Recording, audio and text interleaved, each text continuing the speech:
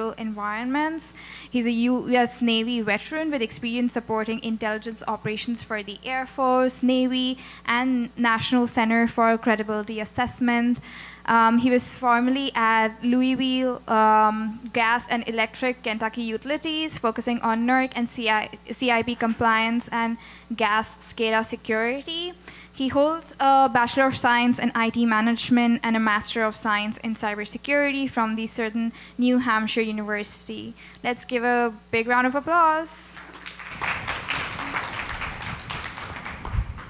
So howdy, folks. Again, my name is Elan Alvey. I apologize for starting late. I thought it was 1:30. I have a Kentucky education, so we're not allowed to use math or reading.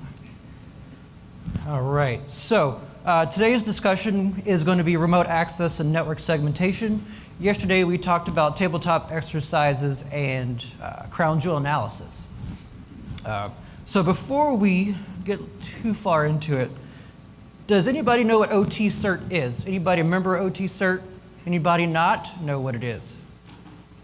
Okay, great. All right, so Dragos is a operational technology company.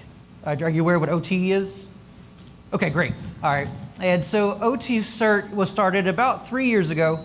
Rob said that a lot of small and medium-sized businesses are not getting the help they need based off of funding.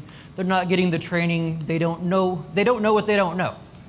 So he brought in the CISO from Rockwell, Don Capelli, and they started OT CERT, Operational Technology Cyber Emergency Readiness Team, not response readiness. So we're trying to get you what they call left to boom. So what is OT CERT? It's an absolutely free program from Dragos. You do not have to be a Dragos customer. In fact, I would say probably 70% of our members are not Dragos customers. It's because they're all small and medium-sized businesses that can't afford some of the things that Dragos has to offer.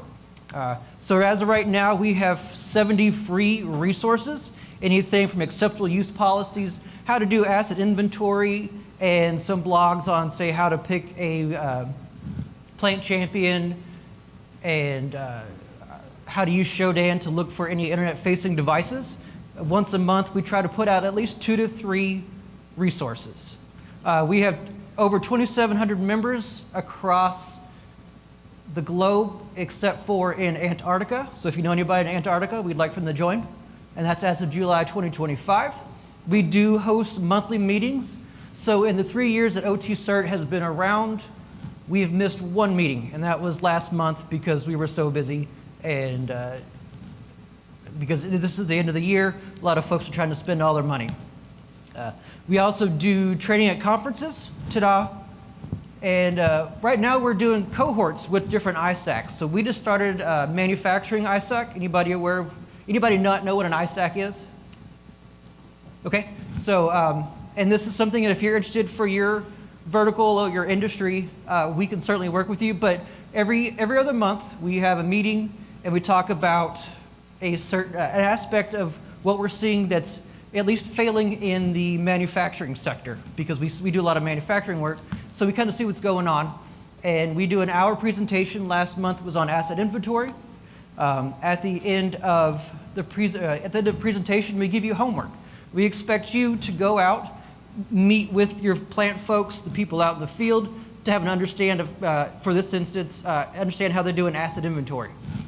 We want you to say, hey, one of the things that we've realized is a lot of IT folks, IT or OT folks that deal with IT, we're not very social. And so we don't like going out. We don't like being dirty. We don't like leaving our house in our comfy pajamas. So you have to go out. You have to meet your cohorts, your PLC, PLC managers, the folks that run the safety systems. You need to go out and talk to them. Ask them how they're doing things. Then we want you to come back and we want you to write a memo to your CISO, your CIO, anybody that you think would care, saying, hey, here's how everybody's doing their asset inventory. We need to change this, or we think it's good. And then your homework, your real homework, is coming back in the 2 months with a draft of an asset inventory policy. We're going to use this tool, this tool, and this tool to build an asset inventory. We want it to do it every 6 months, every year, or after every installation. And so for the first 15 minutes of the next cohort meeting, we're going to say, hey, who learned something new? Who is now officially scared of your asset inventory? Who learned something good? Who learned something bad? And does anybody want to share their asset inventory draft? We also do some special requests and special working groups. We had a member say, hey, we'd like to be able to talk to our leadership about how OT is important and the financial implications if we had a breach. So we brought together 6 or 7 members of OT CERT, and they gave their suggestions of how they approached their leadership. And we took those, put them in a PowerPoint, and so now you just got to take out where it says, put your company name here, put your company name there, and then show it to leadership. Maybe modify it a little bit to look like your company, but we've had a couple people with success that have used that resource. Other special requests, I'm building out a change to our collection management framework, how you verify if you're logging and monitoring everything correctly. And we have a member that doesn't know how they're doing with their logging and monitoring. So I'm just giving them a free collection management framework workshop, not only to see how to help them improve, but make sure that our policies and what we tell folks are still relevant, because things change every day, not every day, but they change yearly. And so it's great to make sure that what we're telling folks is also important. So we are looking for small to medium-sized businesses.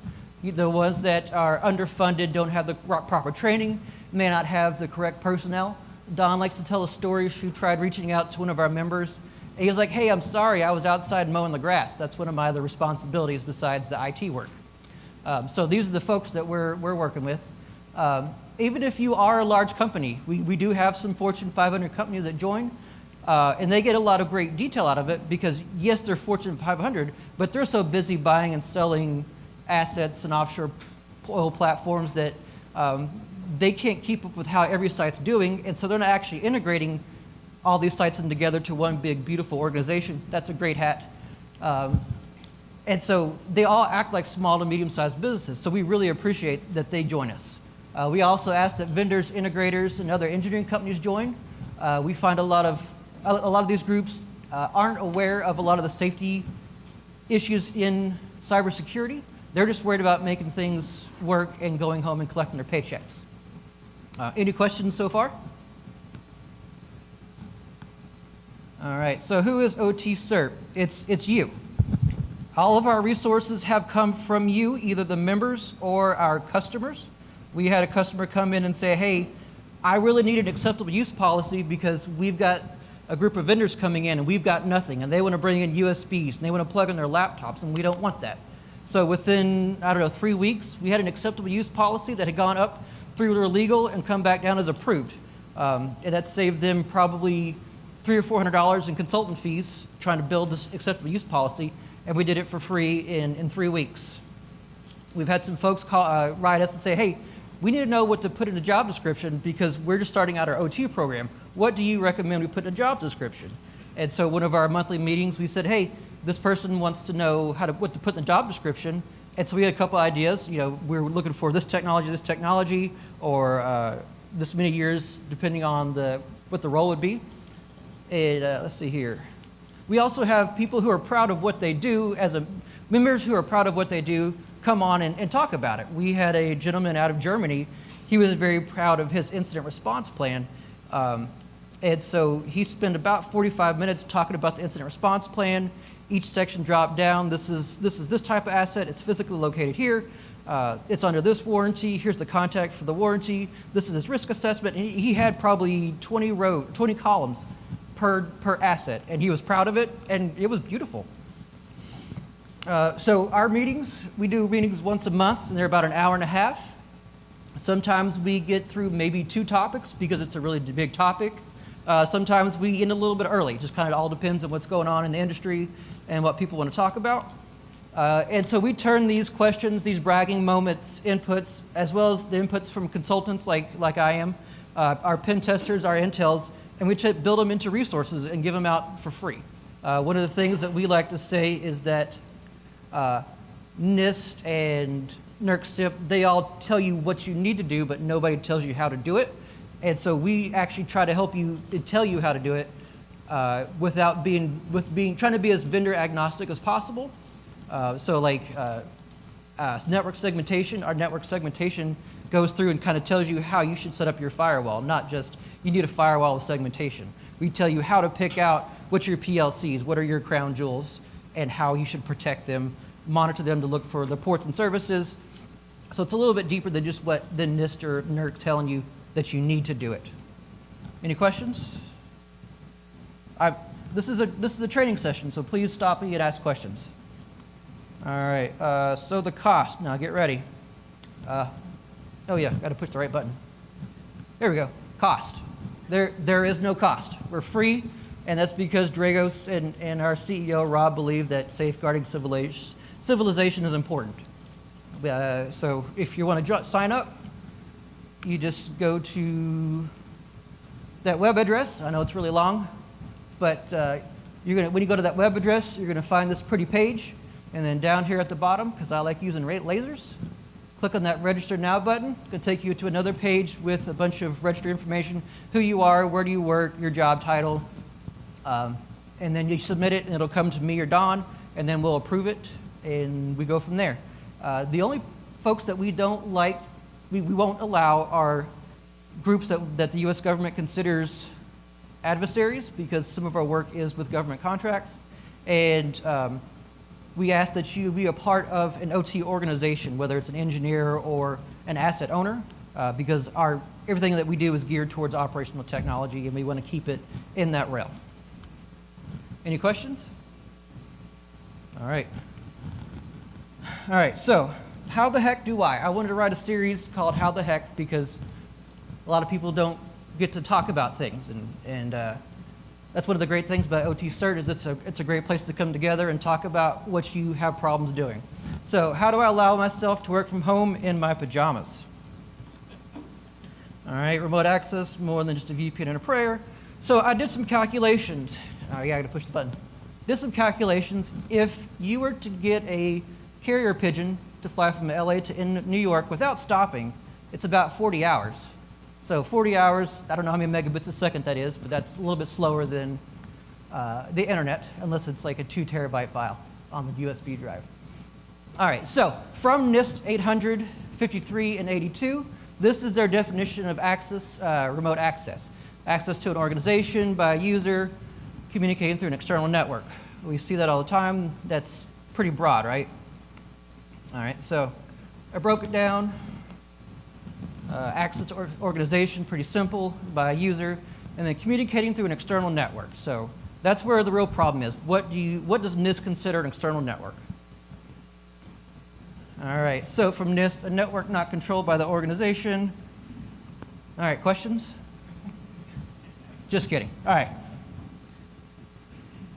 So here is an example of a remote connection.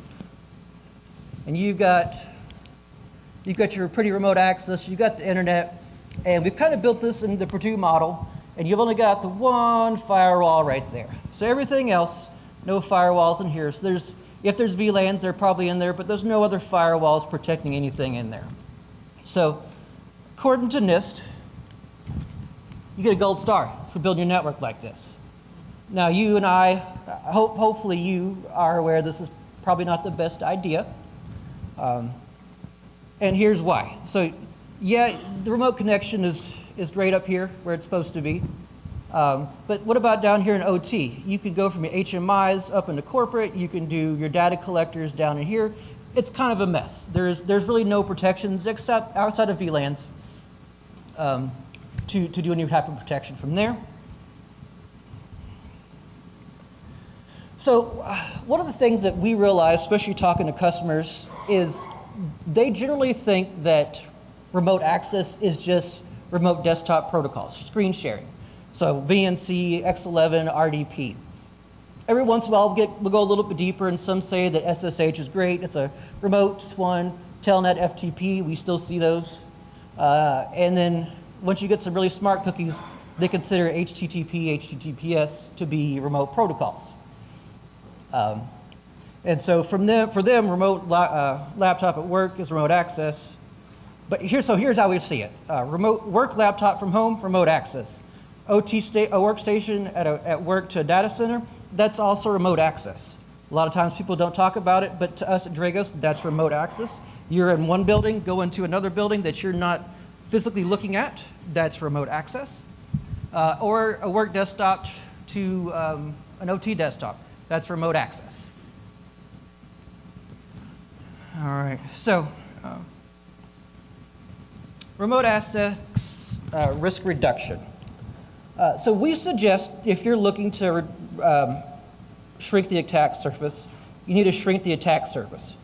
So different things you can do is firewalls, VLANs, additional subnets. These are all your first line of defense. But for firewalls, don't just stop at the perimeter. We recommend that you have firewalls not only at the perimeter, but between your DMZ, IT DMZ, and then DMZ to OT. And if you want to go a little bit further, we also recommend that you have firewalls in your different levels from field devices to HMIs in the field that connect to the data center. But there is also the option to do VLANs, but I'm more of a firewall and a VLAN kind of person. And the reason I like firewalls is because with a VLAN, you can't, it's really hard to stop traffic in between subnets, whereas a firewall, you can build a couple different subnets and split it out a little bit nicer and actually block ports, specific ports, not just one machine from talking to another. Another thing is tighten who can connect. We don't see this a lot, but group policy firewalls or software-based firewalls, Windows Defender firewall. That's a great tool. A lot of folks, when I say a lot of folks, I'd say 1 out of the 15 or 20 engagements I do a year has the software-based firewalls. And they're great because you can use group policy to set either individual users, groups, certain times of the day. They're really great. So, and harden the tech they use. Anybody here use allow listing? Software baselining? If you're like a NERC SIP regulated? Okay, great. What do you think about the software baselining?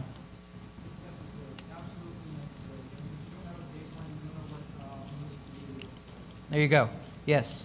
So software baselining, if you can afford it and your company allows it, software baselining is amazing. When I worked in the NERC SIP environment, I hated it. I hated every chance that I had to write a report or collect evidence or not work. If I had to work, it was not fun. And so one of the things that we find a lot is, especially in a lot of our incident response cases, is that either remote access isn't patched correctly or it's not configured correctly, which allows people to come in. And so that's why we recommend using software baseline just to make sure that you are, I'm sorry, that whenever you install software that you're following best practices. And then we also recommend that you watch every click. So logging, alerting, know who's connecting, when, where, and the protocols that can be used.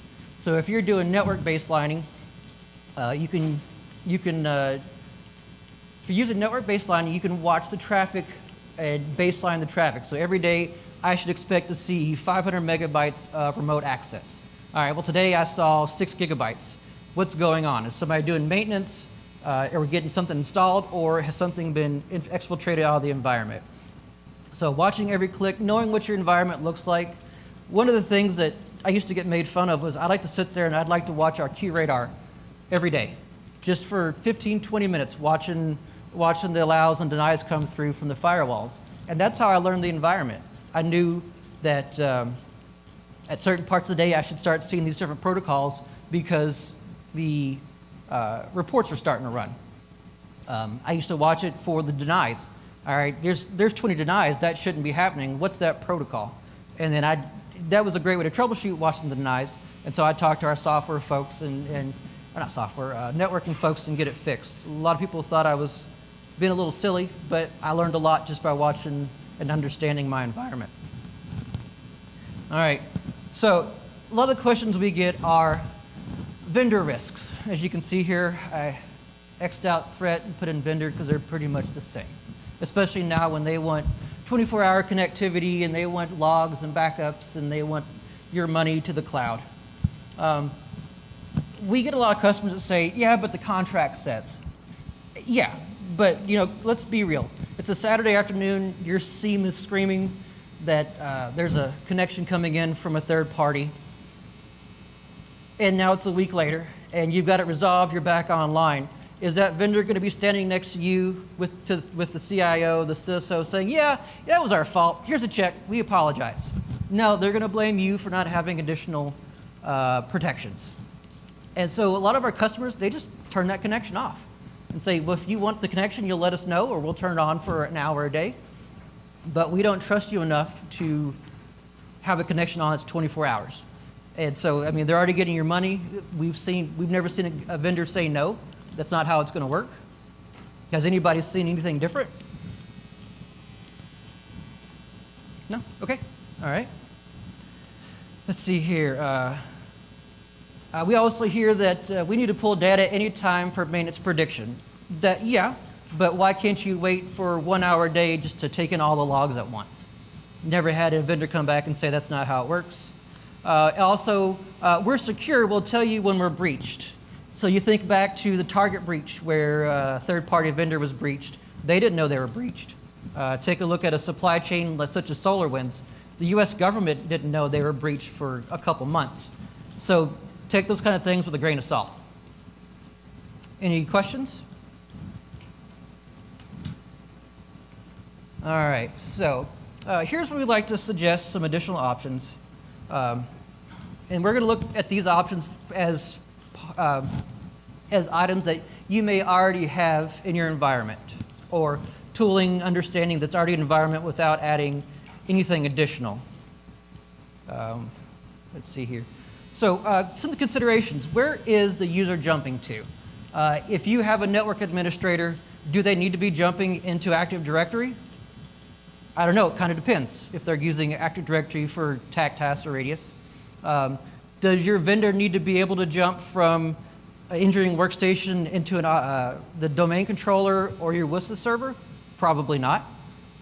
So these are things you need to think about. You need to make a list of. And then from there, use group policies or firewall rules to disable ability to jump from different locations. What protocols are allowed through jump host? We see a lot of folks who don't disable the ability to move files through RDP. And so when you move a large file through RDP, it still shows up as RDP traffic, not SSH or SMB. So if I'm looking at RDP traffic and it's usually 500 megabytes or 300 megabytes, then I start seeing a spike to 3 gigabytes. Is that supposed to be there? We'll never know, because the way RDP works is it still shows, even if you're moving data, it still shows as RDP. So we suggest that you turn off the ability to allow folks to move files through RDP and turn on either SFTP or some other method to transfer files. One of the big ones is what remote protocols exist but aren't traditional remote protocols. Anybody have any thoughts about those? VNC is a good one, yep. What else? What about? Perfect, yes. Out of beta management, yes. WebEx, yep. TeamViewer, yep. Anything else? What about RPC WinRM? RPC, whenever you try to do try to review another system services, software installed, that's a great way to remote into another system and turn off services and restart the machine. That's a protocol that a lot of people don't consider, and just like everything else that was discussed. So we recommend that you just kind of keep in mind that remote access isn't just from the internet into your environment. It's also between your different environments. All right, so kind of thinking a little bit further outside the box. As I mentioned earlier, group policies for allowing certain times of the day, certain users, if maybe they can only jump from the jump host to the engineering workstations, but they can't jump anywhere else. They can't jump to domain controllers. They can't jump to your WSDA server, your antivirus server, because they generally don't need to do that. VPN profiles. We get a lot of companies that when we talk about their VPN connections, they still allow HTTP, email, Teams messaging while you're on the VPN. And so that's a direct way to grab something from the internet and push it into the OT environment while you're still on a VPN. Same thing with Teams. You can move files from your Teams up into the OT environment, and as well as file servers from inside your environment. That's why we highly recommend, instead of allowing the use of file transfers from like your desk computer, your home computer, to use an FTP server or SFTP. That way it's tracked. You can see who's logging in, and that it's additionally scanned on the different servers as it goes through the environments. And then a logging alerting, again, looking out for the suspicious after hours logins. After hours logins, having your HR let you know when folks are on vacation so that you can monitor their accounts or disable their accounts, as well as any time that your contractor logs in or somebody that doesn't typically log in logs in. Just a simple, hey, this person logged in, and then that just let everybody know, have situational awareness. Any questions with this?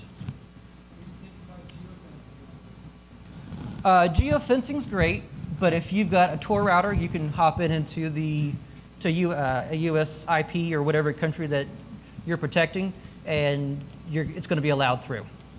So it is a part of defense in depth, and it's great, but it's probably not the ultimate end-all be-all choice. But it is a good idea, yes.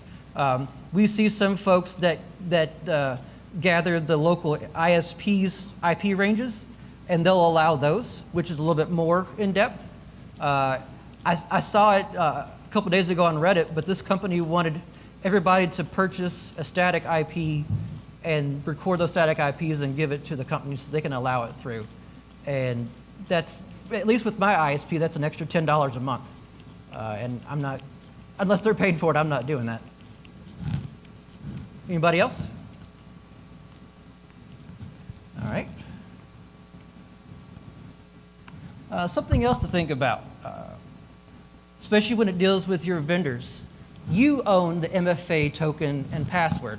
So instead of the contractor having always-on connection or being able to log in whatever they want, you own that MFA. So your control room, your 24-hour watch person has the MFA token, your RSA token right there on his desk or in a drawer. Contractor calls in, hey, we're wanting to do some work. Okay, great. Here's your PIN number. And now they're able to log into the environment. We're starting to see a lot more oil and gas companies do that based off of requirements, and it seems to work out really well. It's a little bit slower, but we know it's 5 minutes slower. They'll be okay. Manual disconnect of cables. We're starting to see a lot of companies, especially the ones that are the vendors wants to be 24-hour connected. They just go over there and they pull out that cable, or they've got a little rocker switch that connects the connection or turns it off. We just had a company yesterday or last week. They use a PLC, and that PLC turns on each individual pin of the network cable to make sure that they have full ultimate control. And then temporary jump host virtual servers. So whenever your contractor or vendor wants to join, you spin up that jump host server, and whenever they're done, it shuts itself off. We talked to a customer a couple months ago. Their virtual systems are online for 1 hour, and if you need to stay online for more than 1 hour, you need to call back in and say, let's extend that time a little bit, or it shuts down and they're not turning it on until you put another request in that's been approved. Any other questions? Anybody else do something additional, different, similar?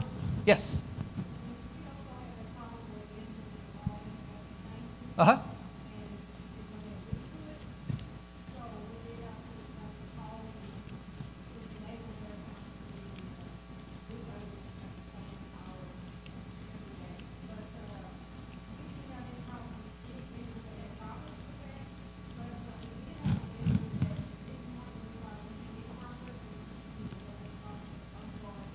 Mm-hmm.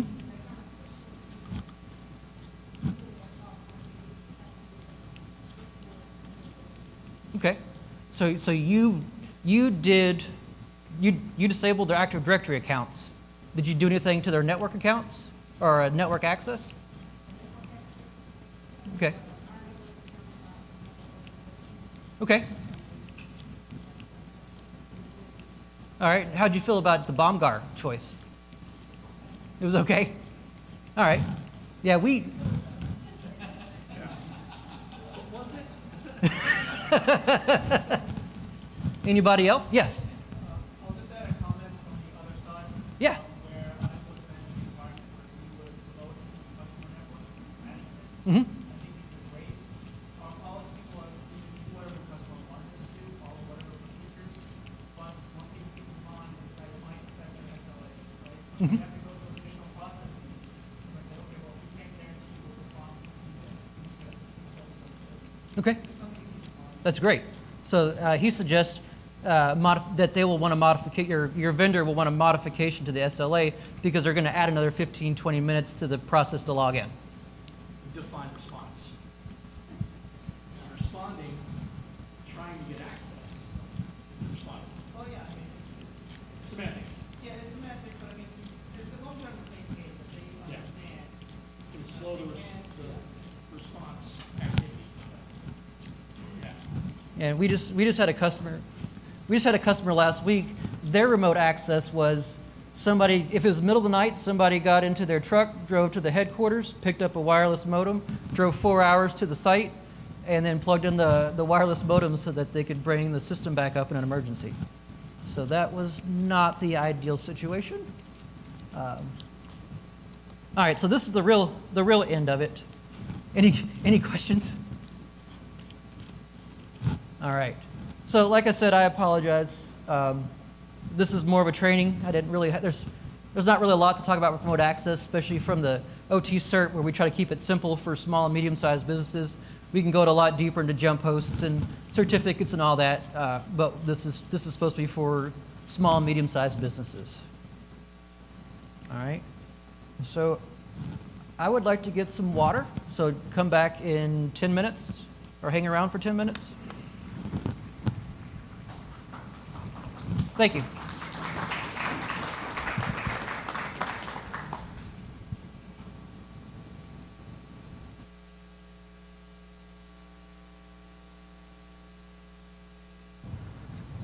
All right. So this presentation is going to be on network segmentation. This is going to be a short one, so we won't take the full hour and a half we have left, or hour and 45. Hour 15. Yep. Told you can't do math. All right. So how the heck is air gapped not actually air gapped? All right. So as we just talked about with remote access, here is a flat network. You've got all of your HMIs, your databases. They're all on the same network. There may be some VLANs, but they're not being protected by a firewall, particular ports, anything special. And then so here we've got another example of a network that's been segmented. So you've got your corporate network, a firewall between your corporate and your DMZ, as well as a firewall between your DMZ and your control network. This is usually the standard configuration we see in a lot of our OT sites. Some sites are a little bit more segmented, and some sites don't have DMZs. Does anybody else have a different looking configuration between their OT IT? No? Okay, great. All right, so here is something that when I first learned about it, it really aggravated me. So network segmentation and air gaps. Air gap is what it sounds like. There's a gap between, the air is in between two networks. But here recently, probably within the last, I would say recent, like 20 years or so, air gap to a lot of folks means, yeah, there's the corporate network, but we've got this meatball as a firewall, we've got this meatball as a firewall. And so folks think that that's air gapped, but it's not, because you've still got the firewall here, you got a firewall there. Cisco just had a vulnerability, last week that was a CVS score of 9 or 10, and Palos get them all the time. Sonic Wall's got all kinds of vulnerabilities. So I hate when they call it air gapped or air gap 2.0, because this is air gapped. There is no connection to you and the corporate environment. I don't know if Disney's going to get mad at me for this, but it was funny. All right, so you've got to keep them separated. Yeah, this is that 90s song. if some of y'all can remember it. It was a good song. I just recently wrote a blog about keeping them separated and how you need to know how to disconnect your IT from your OT environment. And so every time that I think about separation of networks, that song pops in my head. So here is the ideal separation that we suggest for our customers. It is also required by NERC SIP as far as having an intermediate zone. So you've got the scary internet where all the bad people live. You've got your firewall between your scary internet and the corporate environment. In your corporate environment, you still have some scary people. That's why you have another firewall between the corporate network and the OT environment. And I forgot to put the DMZ in there. So everybody use your imagination and put a DMZ right there. All right, so the problem is that your controllers, your operators, they have no need to talk to your server networks. I like cats, and so this is a cat on a server farm. So you've got, in your OT environments, you've got historians, application servers, iFix, GE, Emerson, you've got all kinds of things. There is a possibility that your operators may need to talk to the application server, but do they need to talk to the application server on RDP, SSH, FTP? No, they need to talk to it on that application specific, maybe Rockwell ports, maybe some SQL ports depending on their jobs. You've also got operational networks. Again, I like orange cats. Engineering workstations, operator workstations, and then you got your field devices. Does your WSA server need to have access to your RTUs and other field devices? No. And do your vendors, do they need access to a lot of your servers? Not really. So I'm just showing you the different possible networks that you may have in your environment. You got your management servers. Again, operators don't need to be able to talk to the SIEM. Active Directory may not necessarily need to talk to virtualization, depending on how you have it set it up. And so these are all the considerations you didn't make. You've got your crown jewels, enterprise resource management. We talked about this yesterday as some items you need to be able to do additional protections around. Hypervisors are great.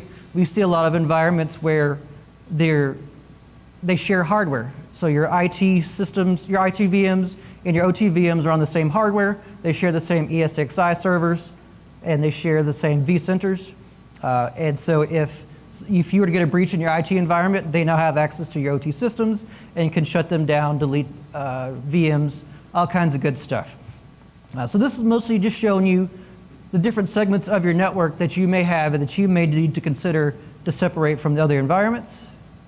And so this is what we suggest a real true environment would look like. So again, you've got your scary internet, you've got your internet in corp and your external facing DMZ. So again, you've got that firewall not only protecting, that's allowing people to get into the external facing DMZ for web services or credit cards, but it's also protecting your rest of your environment. Your billing folks may not need to talk to HR. HR may not need to work with the management servers. HR doesn't need to care about how WSIS works. So this is kind of how you would set up a corporate environment. You got your Wi-Fi. You could set up even further to Wi-Fi and guest Wi-Fi, visitor Wi-Fi. And then we got the corp to DMZ. And then you've got your downstream patching servers, important service management servers. And then within the OT to DMZ, it's where you break out and you've got individual networks here. Ideally, you would have a firewall in between so that your OT servers can't necessarily talk to your management servers if they don't need to. Building management is kind of a big thing. Anybody ever consider their building management as OT? Or not consider building management as OT? Okay, so we had an example of a pharmaceutical where their building management systems controlled their air handlers that would evacuate explosive gases. It was in the IT environment. It wasn't patched. It used local logins, and they'd never changed the password. So they were just sitting there like sitting ducks. And if somebody wanted to, they could. They use hydrogen peroxide, explosive gas, to clean their filters. And if somebody were to turn off those air handlers and release some more of that gas, it could just turn into an explosion. So we highly recommend that you segregate your your building management as well up into the IT environment, or at least a protected zone like the OT environments. So any questions on this kind of layout? Anybody doing anything different? Anybody more segmented, less segmented? Yes?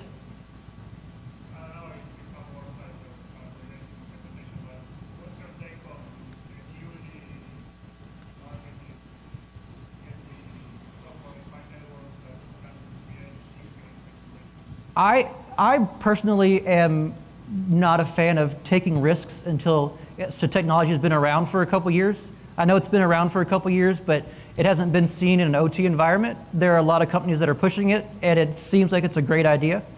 But I would wait till as long as possible just to make sure that all the kinks are taken out of it.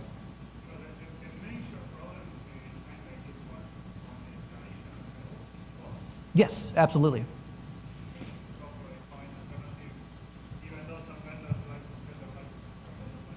Yes.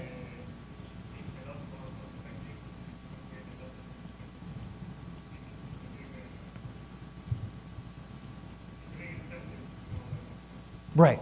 So he was asking if we consider using software-defined networks. Anybody else like software-defined networks or using SDNs? Would you using it? I have with different organizations in the past, but I just wanted to comment on from 3.5 EMC, we coined a phrase called landing zone. Okay. And it's just been Elan or an assigned or specific either data protocol or and so that helps with maintenance for future isolating traffic for purpose for that specific network or data protocol. So let's say all our different APIs that you can connect down to three that have to landing zone. Mm-hmm. Specific for that data. Very nice. That's how we segmented our data. And we did that multiple times for different vendors who required SaaS connectivity directly to our PCM. Now we're actually able to create set up one-way direct traffic. Okay. That way we maintain control. All right. What else? Anybody else? You had raised your hand? You do? Okay. And do you think it's better than traditional segmentation? You do? Okay. You mind sharing why? Tighter? Oh, yeah, that's fair. Okay. Anybody else? Yeah, just in my home lab, I use PFSense as my router and also as my switch. Mm-hmm. So I've got 4 isolated networks. Like an AV lab, isolated network for pen testing, local LAN where I put all my rest of my VMs. I don't have the hardware, so I just use software-defined networking because I don't have the hardware. Right, exactly. Hardware costs money. Yes. Yes, sir. In the same breath, I have a question. So, in the same breath of software-defined networking, you're talking about Kubernetes, and you like segment services from each other. Is there any methodology to demonstrate compliance with Purdue reference architecture, or is that difficult to demonstrate in a software-defined environment? I have never personally seen it so far, and so I don't want to give any answers that may be lies. So I've got some business cards. If you want to send me an email, and then I can look it up and give you what I find out.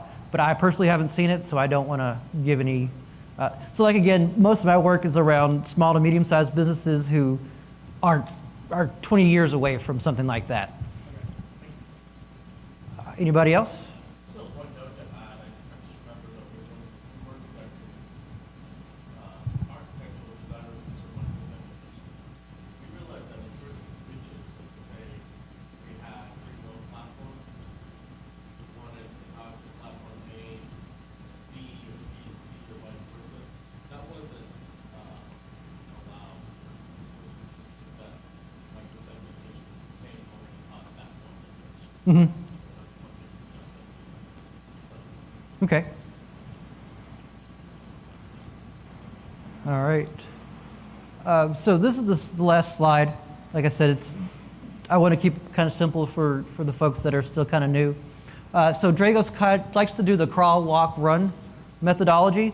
So if you are on a flat network, we recommend starting out very simple. If you need to separate your OT and IT environments, start out with VLANs.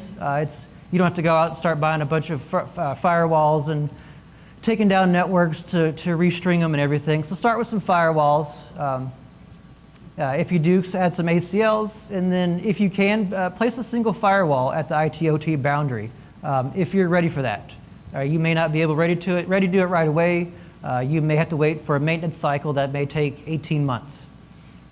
When you get those first few in there, next we recommend introducing a DMZ. We find that there's a lot of good things when you add a DMZ, a little extra layer of protection, especially if you use two different brands of firewalls, so that if one brand of firewall has a vulnerability, the other one's not going to have a vulnerability. So you're a little bit more protected in that way.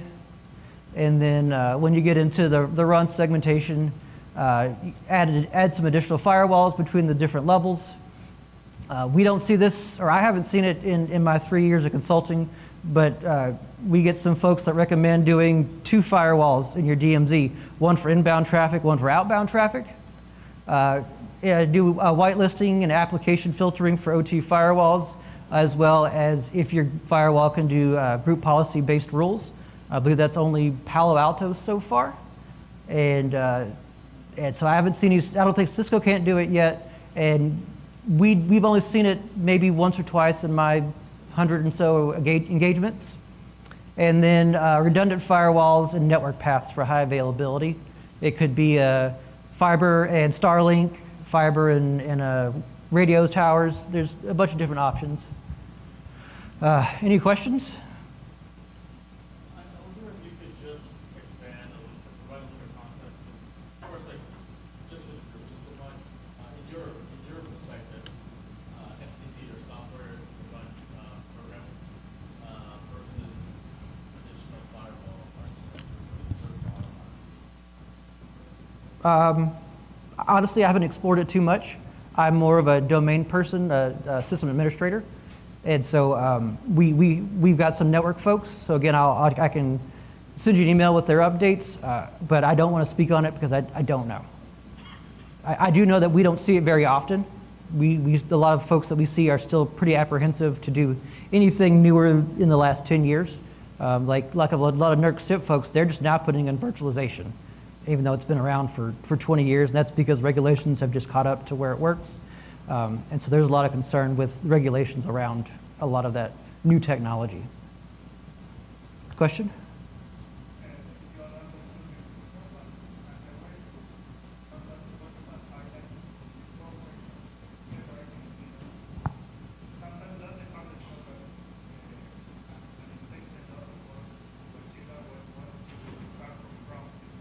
Mm-hmm.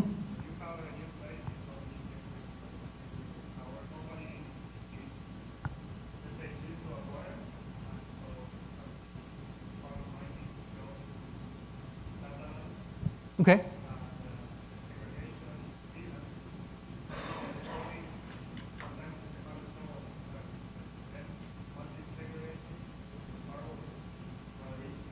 Really? Okay.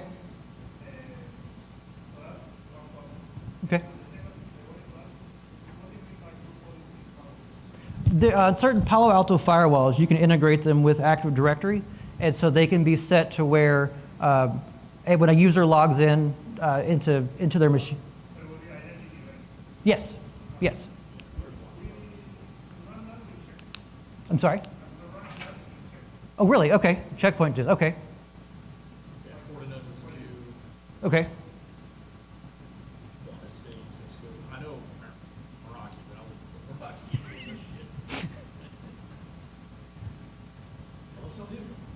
Okay. All right. So those are all great things. Why would you say that VLANs are a little bit harder? Just so anybody else in the group and me. Because a lot of times you come into a shop and like you said, I have Mm-hmm. How 200 endpoints, 50 of them are OT, another 60 of them are non-OT. And they're all, just as an example, they're all 192, 168 or something, or 1010 or something. Okay. For you to apply any kind of restrictions, the first step is to separate. When you're going to apply a firewall rules, you want to apply horizontal, not endpoint by endpoint.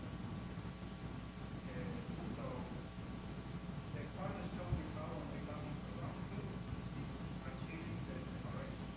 Okay. Once you have things separated and organized, then establishing ACLs or establishing a firewall or establishing things is easier because you have two clear things where you can intersect the firewall. Okay. At least that's, No, that's a great perspective. That I'll take some notes of that and bring it back, and then we'll modify the slides. That's a great perspective. when you're running a new shop and when you have projects to build a new thing, okay, yes, you can start from scratch with your standard separated images. You're running something that has been there for 40 years. Right. Typically, people don't know what they have. So asking them to maybe change an IP address is very hard, especially if you don't. Right. So that has been a great deal of challenges that face. Okay. Give me just a second. I'm going to open up Notepad.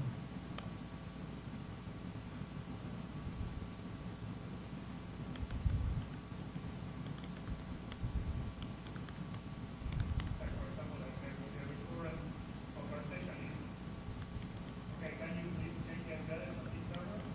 And the answer is, I don't know how many applications are tuned. And so I don't know how many pieces of code do I need to go in to change the reference from the other things that we want. Right. Okay. Risk going, making it go down. How the risk is. That's a big challenge for us.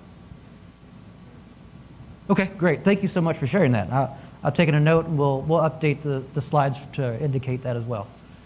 Anybody else?